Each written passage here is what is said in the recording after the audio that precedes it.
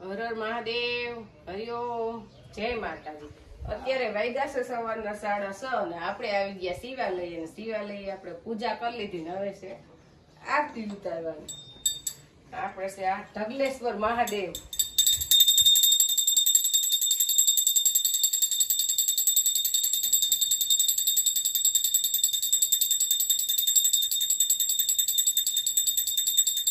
આપણે વાડીએ આવીને ગૌરીને દોઈ લીધી, બાયણે લઈને અત્યારે તો અંદર બાંધ્યા હતા। રાતના વરસાદ આવે તો પણ આવ્યો નથી અને હવે આપણે જ આવું છે ભાખરવડ, એટલે હવે ગાયુંનું કામકાજ દેવાંશીન પપ્પાને ઉપાધિ નથી। નાનજી બાપા આવી જાહે, આજ તો એને રાજકોટ હતા, હમણાં રોકાણ હતા, એને પાછું બતાવવાનું હતું એટલે આજ નાનજી બાપા આવી જાહે બપોરે અને આપણે અત્યારે જાય છે। એટલે દેવાંશીન પપ્પાને ગાયું હાચવવાની ઉપાધિ નથી, એક દોવાની ઉપાધિ છે। નાનજી બાપાને દોતા ગાયું નથી આવડતી અને હવે દોય ન હકે।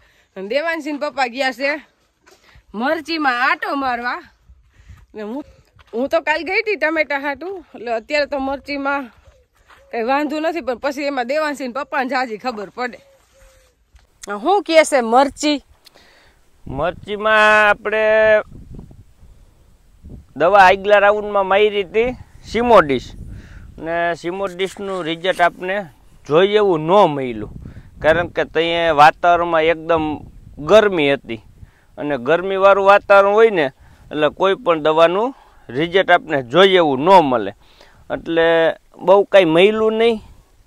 અને બીજા નંબરમાં કે અત્યારે ગોલમીનનો પ્રશ્ન છે એ હજી એમને યથાવત છે, પણ આપણે કહેતા હતા એમ કે શિયાળું વાતાવરણ વરસે એટલે સુધરી જશે, એટલે 20% સુધારો આવ્યો છે કે આમાં 20% મરચાં થઈ ગયા છે અને 100% મરચાં તો અમે ન થાય, બધાય ફૂલ આવે નહીં તો અમુક ટકા જ થાય, અને અમુક ટકા થાય તો એમાં એક એક મરચું કરીને અવળો છોડવો છે આપણે આ કમલ લગી આવી ગયો છે, એટલે કોક છોડવામાં કોક મરચું આવે ને તો એ ઘણા દેખાય એમ, પણ હજી ખાલી 20% સુધારો આવ્યો છે, 80% કે 70% નહીં।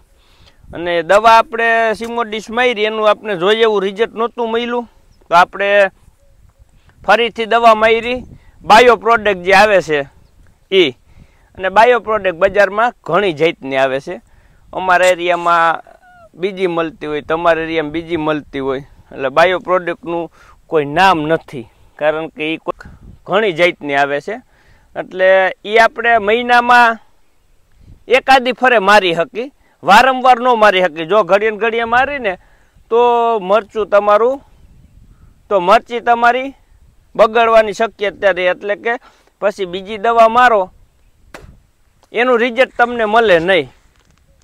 એટલે આપણે અત્યારે છે ને બાયો પ્રોડક્ટનું રિઝલ્ટ મળી ગયું, મરચી એકદમ કૂણી થઈ ગઈ। અને બીજા નંબરમાં પ્રશ્ન છે આપણે ખળનો, કારણ કે આપણે ચોરી વાવી હતી એમાં 2-5 દી આપણે મગફળી તૈયાર કરવામાં રહ્યા અને આપણે એમ હતું ખાતી હાકી નાખશું ને હાલી જાય એમ હતું, પણ આ 4 દિવસથી આ ધીમો વરસાદ વરસે છે એટલે હવે ગારા જેવું થઈ ગયું છે, આમાં હાથી હાલે નહીં, એટલે ખડે ધીમું છે પારવું પણ મોટું થઈ ગયું, નકર હાથી હાલી જાત તો ચોખ્ખું થઈ જાત, પણ હવે આપણે એમાં ટરગાસ ઉપર દવા મારી દેવું, એટલે ખાર્યું ખડ છે ને એની વૈધ અટકી જાય, પછી કદાચ 2-4 દી પછી વરાપ થાય ને એટલે હાથી હાકી નાખશું। અને મરચા હજી આપણે જે અમુક વેલા આવ્યા હતા ને એ લાલ થયા છે, પણ એ બગડી જવાના છે। જે મરચા લાલ છે ને એ એકેય મરચું આપણે ઉપયોગ નહીં આવે, જો આમાં ઘણા થયા છે, આ બધા મરચા જો બગડી જવાના છે, એટલે થઈ ગયા નથી, એટલે સારું છે મરચા।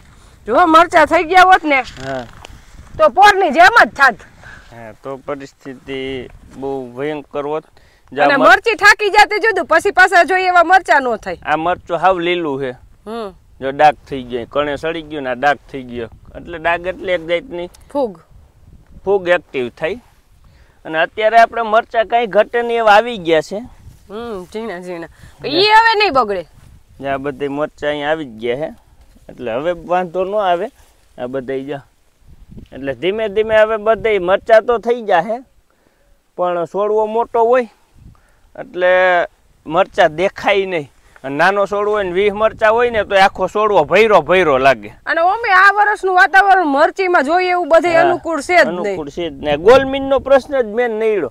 નકર તો ફૂલ તો હજારો આવે પણ 1000 ફૂલમાંથી 20 ફૂલેય નો રહ્યા, બધાય ખરી ગયા. પણ હવે જવાની તૈયારી છે ગોલમીન, એ ફાઇનલ છે કારણ કે હવે વહી જાય ખરું એમ.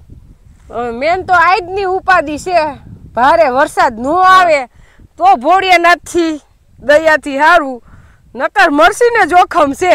હા, જો પવન ને આવે વરસાદ વધારે તો નુકસાની થવાની ભીતિ રહે.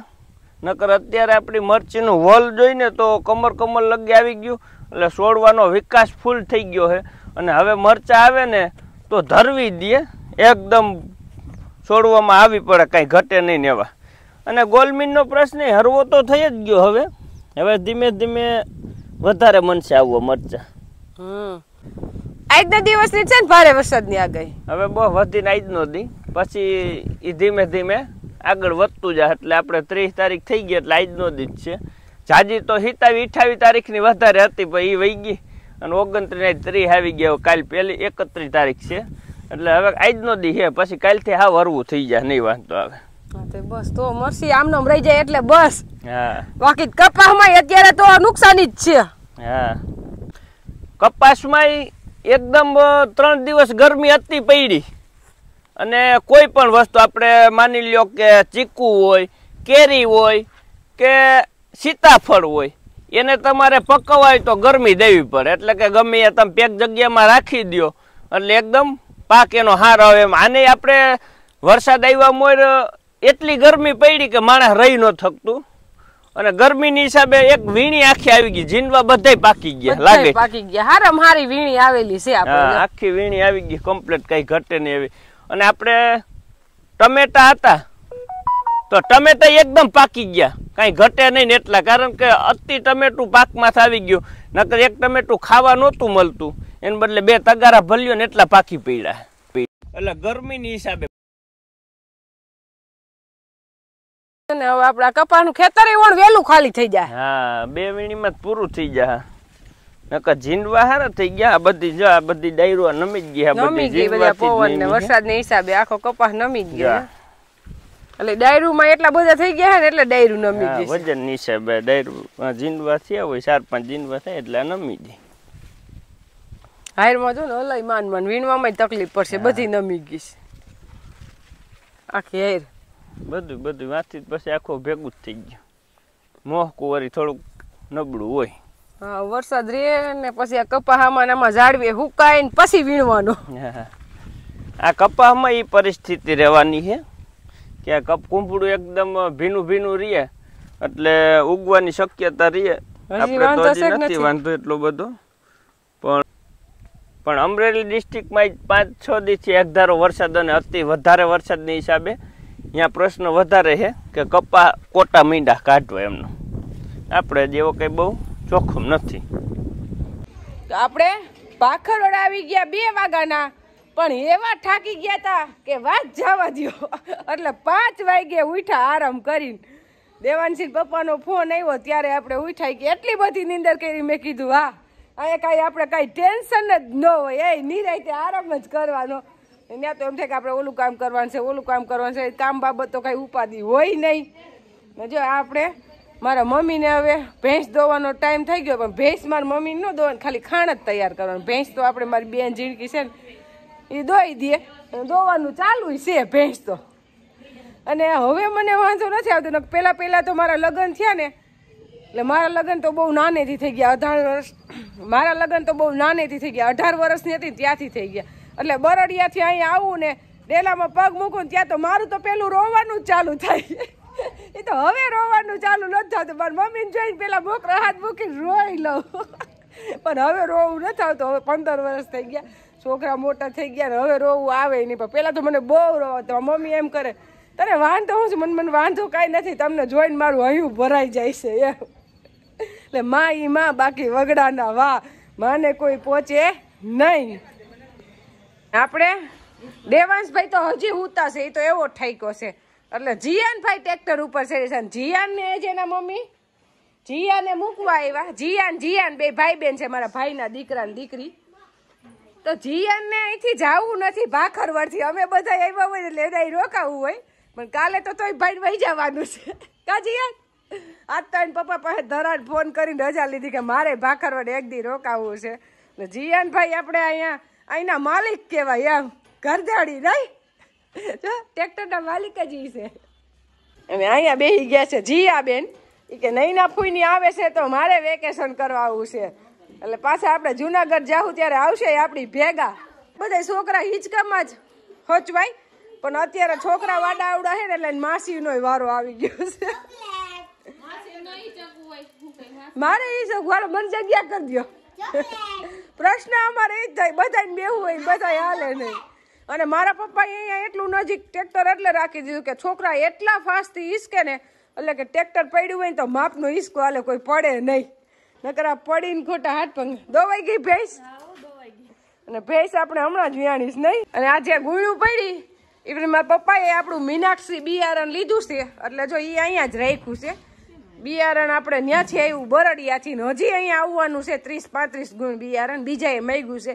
એટલે ઓણ આપણે ભાખરવડમાં વવા છે બરડિયાનું બિયારણ.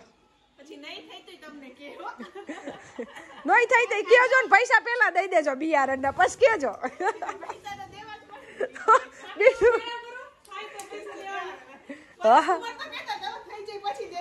એની તો વાત જ ન થાય ને.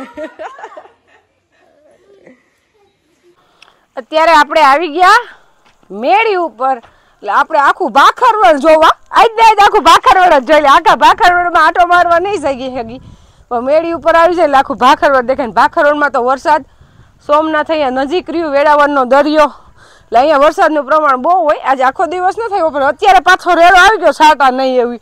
અને અત્યારે તો અહીં મેળી ઉપર આવી તેમ થાય કાશ્મીર જેવું વાતાવરણ થઈ ગયું છે. એમાંય પાછો અહીંયા ડેમ છે ભાખરવડનો, એટલે આપણે એક ભાઈની દીકરી ને બેનની દીકરી આવ્યા છે ઉપર હથવારો કરવા કે હાલો નૈના ભૂઈ મારે આવું છે એમ.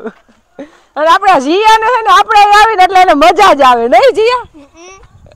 એટલે જીયા ની બધે અમારી ભત્રીજો અમારા જેવી જ છે.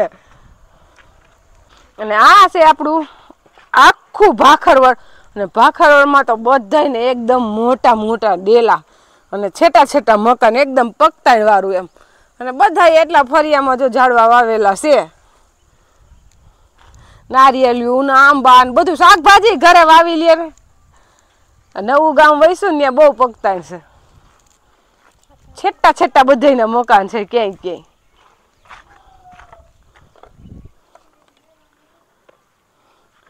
અને અહીંથી ડેમે દેખાય છે, પણ ડેમ બહુ આઘો પડે. પણ ડેમમાં પાછું પાણી આવી ગયું ને, એટલો વરસાદ છે, છેટું છેટું પાણી દેખાય છે.